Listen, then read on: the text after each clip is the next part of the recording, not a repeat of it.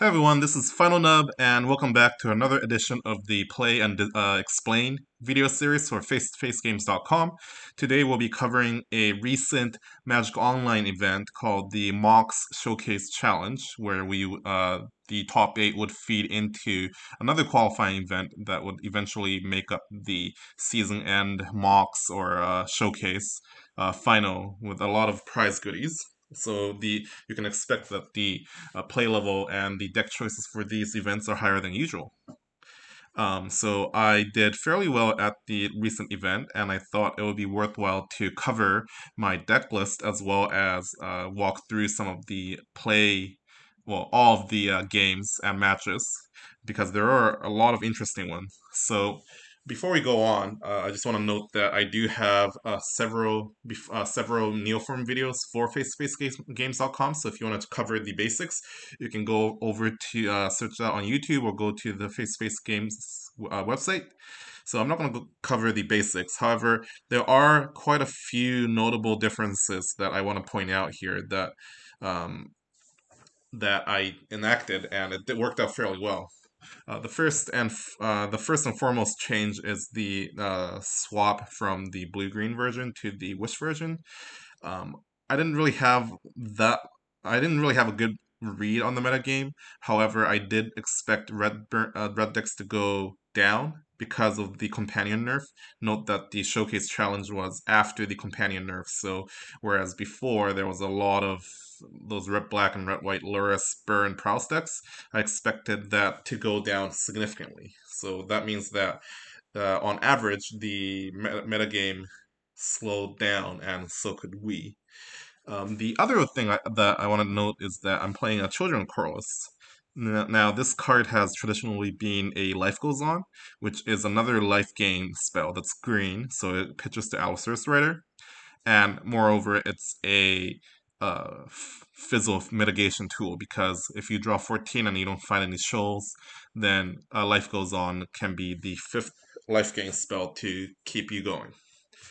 So one of my Neoform cohorts, Winged Hussar, actually top aided a super qualifier the week before with blue-green Neoform, but with Children of Corliss, which got me a bit excited and interested.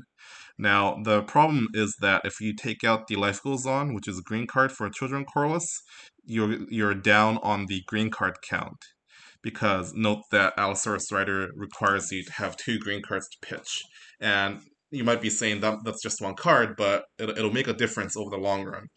And also note that blue green does not have glittering wishes. They have serum vision, which are 4 non-green cards that they cannot pitch. So I thought that although Children of Corliss may be good, it might not be the best fit in blue green, but rather the Glittering Wish version, where it forgoes Serum Visions but plays 4 more green cards in Glittering Wish. The second reason I tried out the Children Corliss is because the Glittering Wish version already plays Rainbow Lands to support the white spell that is Glittering Wish. So I thought that it's easier to cast preemptively, which does come up, and which I believe did come up in the tournament down the line. So that does require some sacrifices here. I went down to 1 Grizzlebrand, which I wasn't happy about, but I was just trying it out for science. And the inclusion of Wild Canter, which is a card I don't really like generally, but note that if you have just 1 Simian Spirit Guide and 1 Children Corliss, you can Summoner's Pact or have the Wild Canter and filter the 1 Simian Spirit Guide into a Children Corliss. Whereas if you don't have the option to do so, then it's significantly harder to cast the Children of Corliss after your first draw 14, where you don't hit any Nourishing Shoals. It's also green, and it pitches to Allosaurus Rider. So let's note and see how many green cards we have in the main deck. Like, I keep stressing the importance of this, and it will bear out in the long run. So I'm generally looking for 35 or up.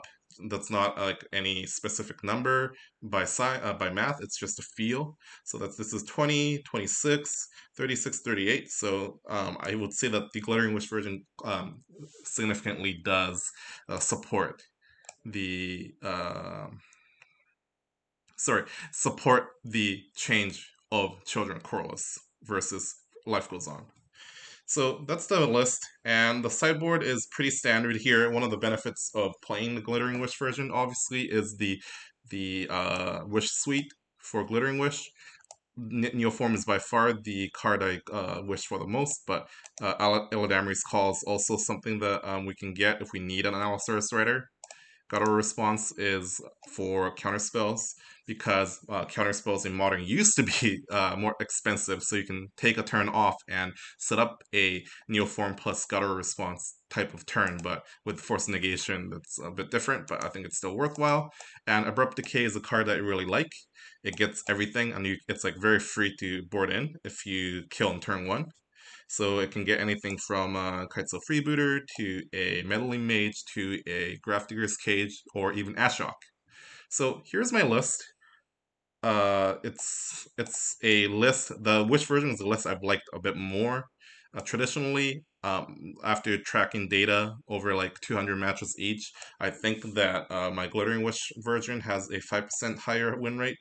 Obviously, the blue green version. Obviously, like math doesn't bear out the whole story, but it has passed the field test for me at the very least.